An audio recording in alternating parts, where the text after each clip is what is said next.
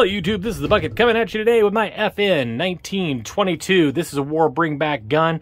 This was accepted in the German military. It's a WaA140 gun. I'm going to talk to you a little bit about the history of the FN 1922 and talk to you a little bit about why this gun is special to me and tell you how it shot it. And so the FN 1922 was a gun that was designed for the Yugoslavian military. So after World War I, the new nation of Yugoslavia was created and they needed military firearms. So they went to FN, one of the best producers of firearms on the continent, and said, you know, we would like to purchase some pistols from you. So they came down and they brought them the FN Model 1910. Now the FN Model 1910 they brought was in 9mm Kurz, or what I'm going to refer to as 380 from here on out. The 380 was actually created for the Colt 1908, and it was, you know, like I said, 380, and a lot of people carry 380 to this day and think that it's more than enough of a powerful enough cartridge to get the job done. So, you know, they looked at the gun, they thought, man, that we like the cartridge, we think it's good enough, but the Model 1910 is a shorter gun, doesn't have as much of a grip, and doesn't have as much of a mag capacity, and with it being a shorter gun, they didn't think that it had enough accuracy. Now, Yugoslavia did not have a lot of money, and so FN said, you know, we think we can do something for you. We think we can produce a pistol that is going to work for you guys, and we won't have to go to the drawing board and design a whole new pistol, which would have been very expensive. So what FN did is they went back and they put a longer barrel in an FN 1910. They made this barrel cap or barrel bushing, extended down the grip to allow for more magazine capacity, and came back to them, and with the extended sight radius, it was much more accurate, a little bit more powerful, had additional magazine capacity, and the Yugoslavians really enjoyed it. And they ended up ordering 60,000 pistols. And actually a lot of other countries ended up starting to pick up some of these pistols because they did the job really, really well. And when World War II started, the Nazis came in and invaded Belgium, and they saw these pistols and they said, man, we really like these pistols. We're going to have you produce some more.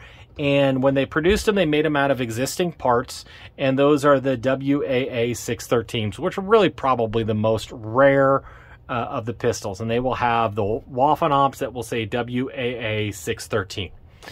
And those usually still had the black grips, and as soon as they took over, they really started producing them, then really started producing quick, fast, military-produced pistols. The next ones that you'll see are the WaA140s, still usually have the black grips, but what most people get, when most people can pick up nowadays in the reasonably priced market, are going to be ones like this, the WaA140. Now this is a late war produced, and you can see that by some of the wear that you're going to come up with. You're going to have some welding marks. There's just going to be some thinning that is going to be a little bit more pronounced. Mine's not the most perfect, but I'm a teacher, so this is what I could afford. You have the magazines will work out there. You'll see WaA140s on the frame, on the slide, and these guns are really cool pieces of history. Now, when we talk about the mechanics of this, they really just put a different barrel on a FN 1910 and then put this barrel bushing on here.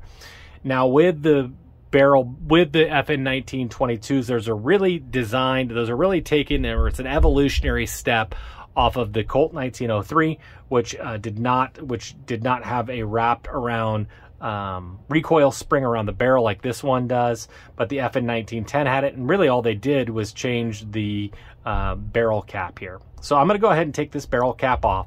The recoil spring does wrap around this barrel, so when I push up on this knob and turn it, there's going to be some spring pressure, and I can go ahead, and I'm doing this on camera, so you got to give me a little bit of credit here. Push this forward and then twist it. Again, it's going to want to pop off. So there you go, and I'll see if I can get this on camera. This is one of the serialized parts of the gun is that's going to come up on here. There it is.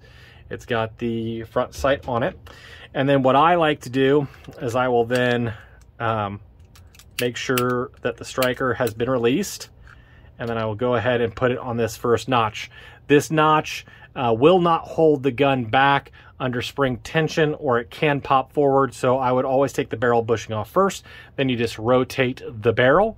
You could take this back down and then slide this forward, and my striker's still on here, so the striker is going to want to shoot off. And the striker's still in there. So there is my striker. There is my spring. I'm going to go ahead and pop that off right here. There we go. And then you can go ahead and rotate that back forward, and then the barrel will come out. And if you've ever had an FN 1910, Colt 1903, Colt 1908, this lockup system is going to be very, very familiar to you. You will see another Waffen-Op, that's not a Waffen-Op, a little marker on there. You will see that the barrel has been serialized. You'll see a fated Waffen-Op there and nitro proof. These are the lugs that lock in, which will make this a locked barrel into the frame. So this is going to be a direct blowback pistol, which is one of the reasons that they could save money for the Yugoslavians and for other militaries. These will fire the 32 ACP. This is a dirty, dirty girl because I had taken it to the range. I'll talk about how it's shot. You will also find that the Waffen-Op is right here, 140. There is the serial number. You will also find the serial number right here on the frame, on the slide, and it will not have a Waffen-Op magazine. As we look through this, you can see a lot of the high quality Belgian workings. A lot of this bluing is still present, but it does start to thin a little bit. As far as reassembly, you go ahead and you'll see this cutout here. The lugs from your barrel will go ahead and rotate directly into that right there. I go ahead and I put my striker in at this point, put my striker spring in at this point, and then it's really just a reverse affair from here. You go ahead and put your slide on, and then go ahead and put it on to that assembly notch, rotate your barrel, put it forward. It has a little bit of spring tension. You want to make sure that your front sight is going to be facing up, and you go ahead and find that sweet spot there. Where are we at? Okay. Come on, bucket. Get her on there. Get her on there right. Of course, whenever I do this off camera, it goes on without any problems. The second I do it on camera, I'm going to always end up with a little bit more grief. There we go. Get it right on in there. Find that lug. Once you do, rotate it on. The front sight is up. It does have a nice notch on here. On some of the copies, like the MAB copies, they don't have as good of a lockup here, and then you can get a little bit more dangerousness about pieces coming off. Does have a grip safety. As far as when I took it to the range, I will tell you that I did like the way it felt. It pointed very, very naturally.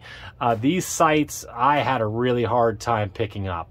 They're very, very small, very, very hard to aim with it. Now, if you're at close range, it's just going to point naturally.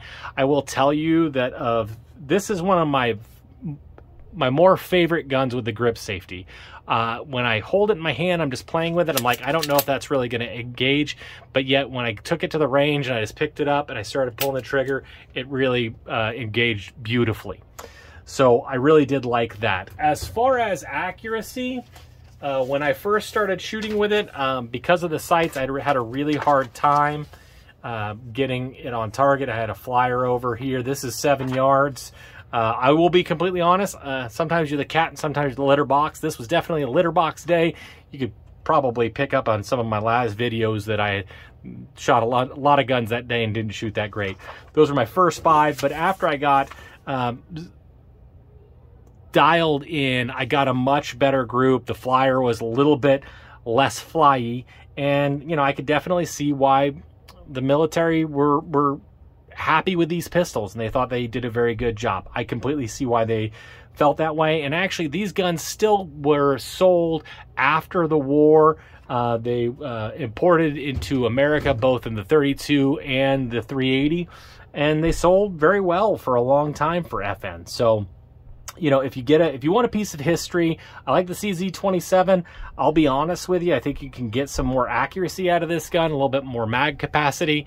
May not be everybody's cup of tea, but I think you could pick this up. I love the idea that I was holding a piece of history, and my daughter, the big middle baby bucket, and I shot it together. She wanted to pick it up and shoot it. She enjoyed shooting it. Got a little bit of slide bite on hers, but that was probably doing the holding it. Maybe not the best way that she could have. You know, for if you want to own a piece of history, a War Bring Back gun that was used by the Germans, this is going to be one of the less expensive guns, and there's going to be lots of cool markings on it. It's still going to be produced by a great company, has that Browning provenance to it. I think you'd be really happy with this particular gun. So if you ever get a chance to pick one up, I think you'll be happy with it. Up to 550 subscribers. I really appreciate everybody with all the likes, all the comments, any shares that you can give me are really, really appreciated. And as always, you stay classy, YouTube. I learned a lesson. Never half-ass two things. Whole-ass one thing.